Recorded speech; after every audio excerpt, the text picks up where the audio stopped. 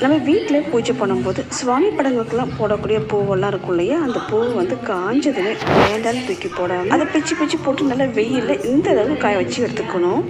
கொஞ்சம் கூட ஈரப்பதமே இல்லாமல் நல்லா காஞ்சதுக்கப்புறமா ஒரு மிக்சி ஜாரில் 4-5 கற்பூரம், கொஞ்சமாக ஏலக்காய், சோம்பு, கிராம்பு, பச்சை கற்கட்டி, சாம்பிராணி நுணுக்கி போட்டுக்கோங்க. இது கூடவே கோவில் கொண்டு நறுமணம் வீசும் தசாகம் கொஞ்சம் சேர்த்துக்கலாம். காய்ந்த பூக்கள், நல்லா நுணுக்கி எடுத்த சாம்பிராணி எல்லாமே சேர்த்து நல்லா வந்து பவுடர் பண்ணி எடுத்துக்கலாம். இது கூட கொஞ்சமாக நெய், தேன், பன்னீர், தண்ணி ஊற்றி நல்லா வந்து பிசைஞ்சு எடுத்துக்கணும். சரியான ஈரப்பதம் இல்லைன்னா சாம்பிராணி உடைய ஆரம்பிக்கும். இந்த மாதிரி கட் பண்ண சிரஞ்சில் பக்குவமாக ரெடி பண்ண அந்த சாம்பிராணி மிக்ஸ் இருக்குல்லையே, அதை வந்து நல்லா ஃபில் பண்ணிவிட்டு லைட்டாக அழுத்தி பாருங்கள். சூப்பரான ஷேப்பில் கம்ப்யூட்டர் சாம்பிராணி நம்ம வீட்டில் ரெடி பண்ணிவிட்டு இதே மாதிரி எல்லாத்தையும் ரெடி பண்ணதுக்கப்புறம் வெயிலில் கவிச்சு எடுத்தாலே போதும்.